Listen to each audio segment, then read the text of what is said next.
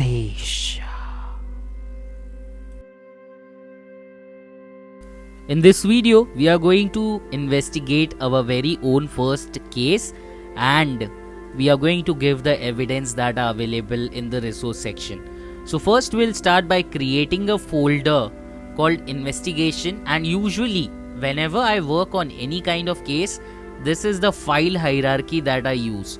The first thing that you need to do is create a folder called cases. Now this is important because we don't want to merge the folders that are available, that are files that are available in our system and the case system. So I create two folders, one is cases and the second is the hash set that we are going to take a look at in the later part of the series. The second thing that you need to do is inside cases you can create multiple cases. Let's say for example at a time you're working on multiple cases, you can do that by creating a new folder for every case. It is highly recommended that you create a new folder for every case, and this is really important. Now usually every case has a case number or a case ID that you can follow. For example, in our case we can start with 001. So this is how I work, and usually after the hyphen I can add in the detail from which department the case has come. So let's say for example if there is a certain department that is giving you the case, you can just add it and then the name of the suspect or some reference. Let's say for example in our case we'll just type in test. So all the case related modules will be inside this case. Whereas if you have some other case, let's say if you're working on a different case from a different department, you can just add in the case ID and then the detail, so you understand which case you are actually working on. Now the main and the most important part is inside every case you have to create at least 4 folders, and I'll tell you the importance of all the 4 folders. The first and the most important thing is report generation and time stamping. So let's say if you're working on this case, you can just create a first folder and you can name the folder as docs. This is the first thing that you will do in every case, and inside the docs folder you can add in screenshots and all the timestamps.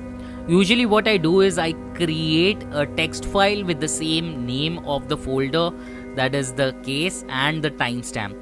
This is really important because once you open the PDF file or if you work on a case, timestamping of what things have been done is really important.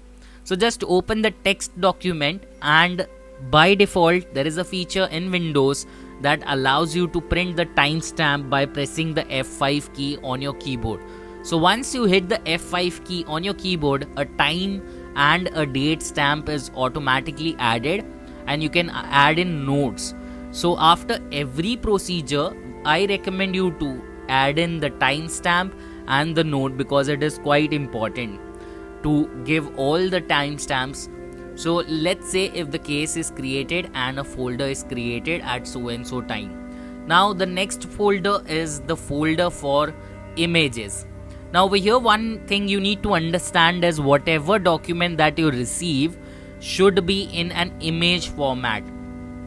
Images is not the image or the photo image. Images are the actual images of the hard disk. So every case might have different type of evidences. Let's say for example in our case you have a hard disk and a pen drive.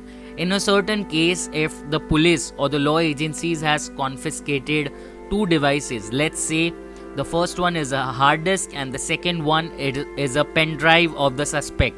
So you have to create images of both the evidences, and usually I name them as exhibit 1, exhibit 2.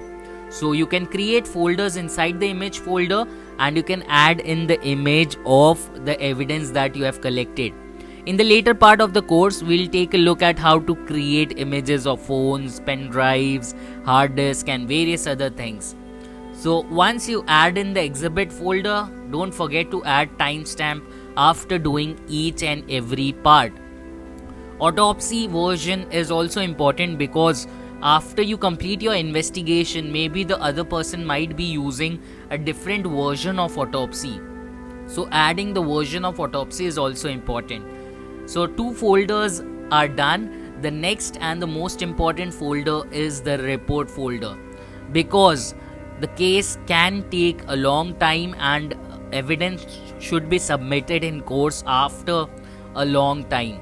So once you produce your evidence in court, you need to have the evidence and the reports ready for each cases.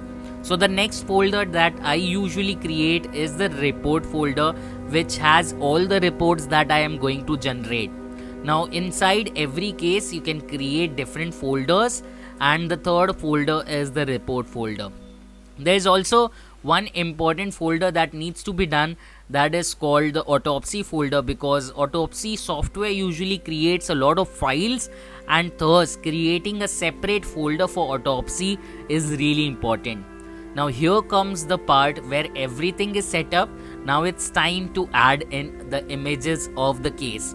In the later part of the course, I am going to teach you how you can add in images or create images of mobile phones, of laptops, of hard disk, external hard disk and pen drive. So this is the basic hierarchy. Now in the cases folder, inside the case, you can just move into the images folder, and let's say in exhibit A you have to add in the image of the hard disk. Now I'll be showing you, and in the resource section you can see the suspect data.dd file, which is an external hard disk image which we are going to use as a test data to work around. So you can find the image detail in the description and in the resource folder, and you can use this to work around and learn autopsy. So please download it and place it in the folder, and please work around practically.